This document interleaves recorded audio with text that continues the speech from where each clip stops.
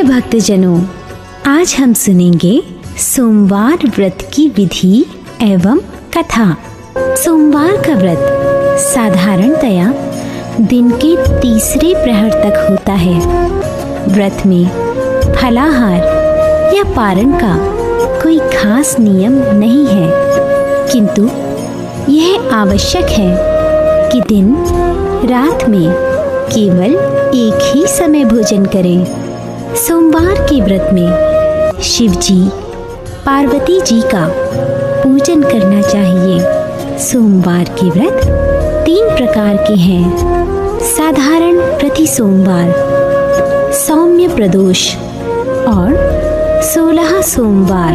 विधि तीनों की एक ही जैसी है। शिव पूजन के पश्चात कथा सुननी चाहिए।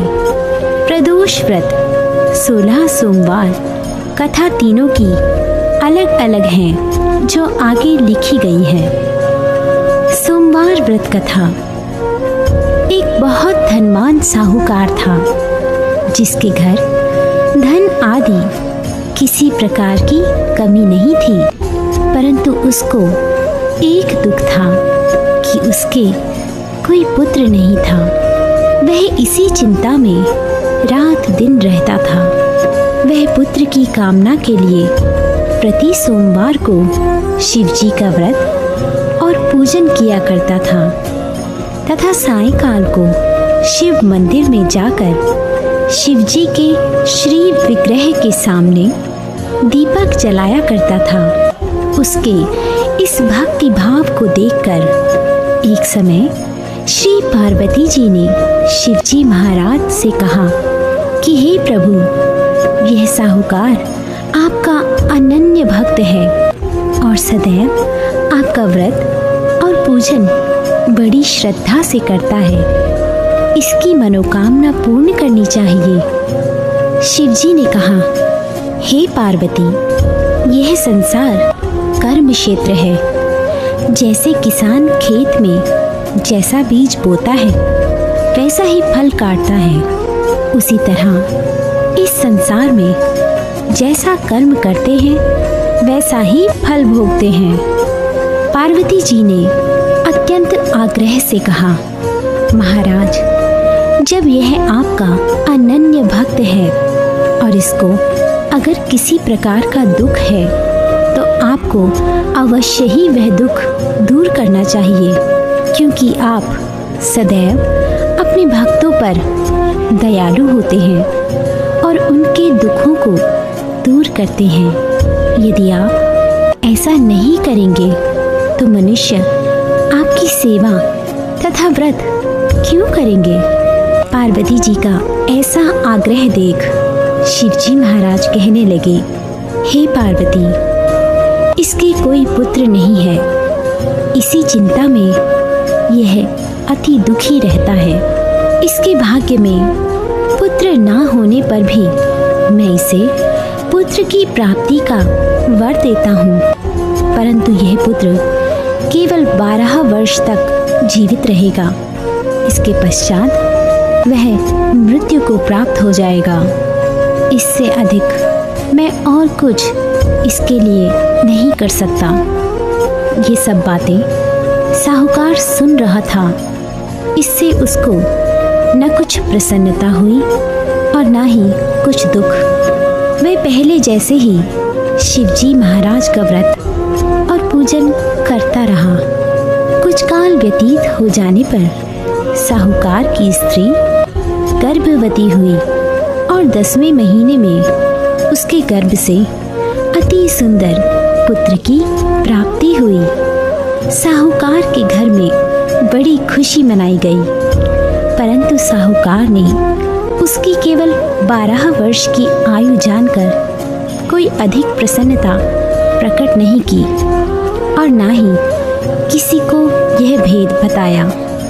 जब वह बालक 11 वर्ष का हो गया तो उस बालक की माता ने उसके पिता से विवाह आदि के लिए कहा।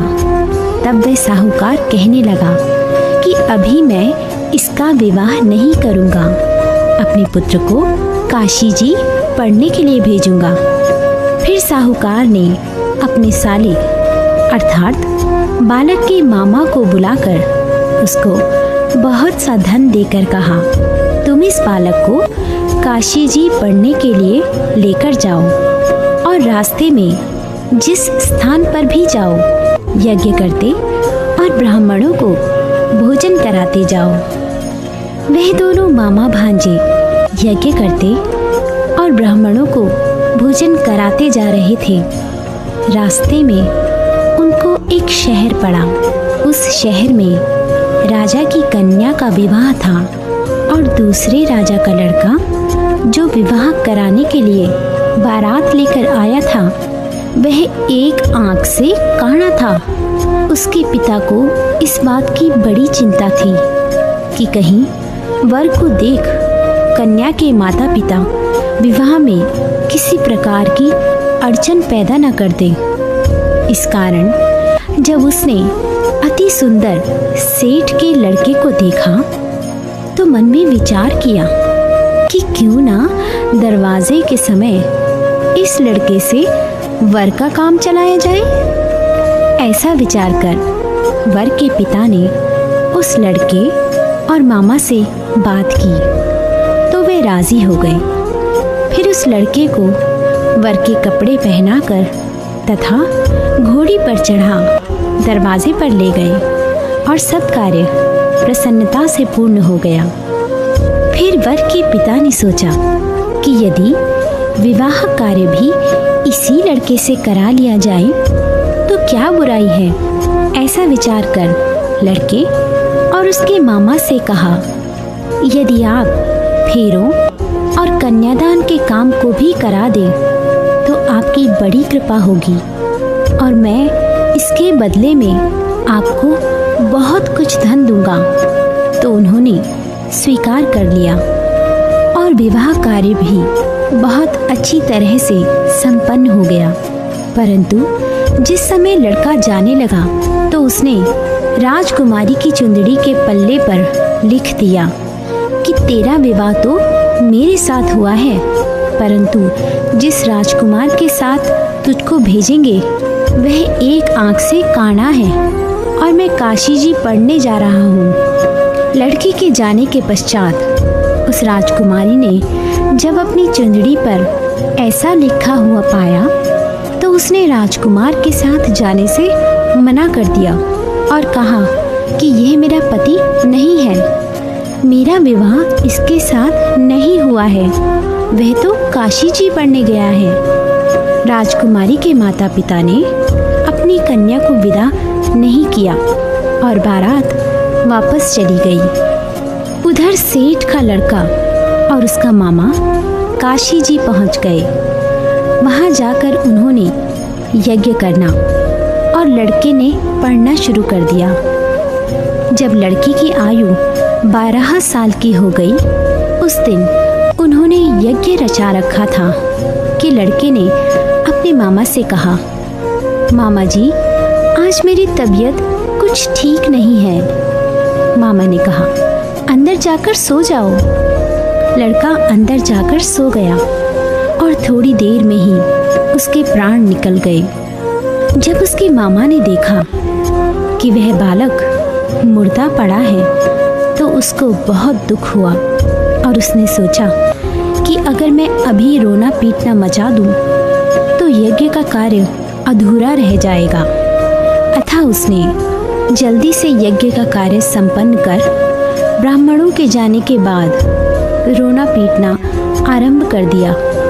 संयोगवश उसी समय शिव पार्वती जी उधर से जा रहे थे। जब उन्होंने जोर जोर से रोने की आवाज़ सुनी तो पार्वती जी कहने लगी, महाराज कोई दुखिया रो रहा है, इसके कष्ट को दूर कीजिए। जब शिव पार्वती जी ने पास जाकर देखा तो वहाँ एक लड़का मुर्दा पड़ा था। पार्वती जी कहने लगी, महाराज ये तो उसी सेठ का लड़का है जो आपके वरदान से हुआ था। शिव जी कहने लगे, हे पार्वती इसकी आयु इतनी ही थी, सो यह भोग चुका। तब पार्वती जी ने कहा, हे महाराज, इस बालक को और आयु दो, नहीं तो इसके माता पिता तड़प तड़प कर मर जाएंगे। पार्वती जी के बार बार आग्रह करने पर शिव जी ने उसको जीवन दान दिया और शिव जी महाराज की कृपा से लड़का जीवित हो गया। शिव पार्वती कैलाश चले गए। तब वह लड़का और मामा उसी प्रकार यज्ञ करते और ब्राह्मणों को भोजन कराते अपने घर की ओर चल पड़े। रास्ते में वे उसी शहर में आए जहां उसका विवाह हुआ था। वहां पर आकर उन्होंने यज्ञ आरंभ कर दिया तो उस लड़के के ससुर ने उसको पहचान लिया और अपने महल में ले जाकर उसकी बड़ी खातिर की। साथ ही बहुत दास दासियों सहित आदर पूर्वक लड़की और जमाई को विदा किया।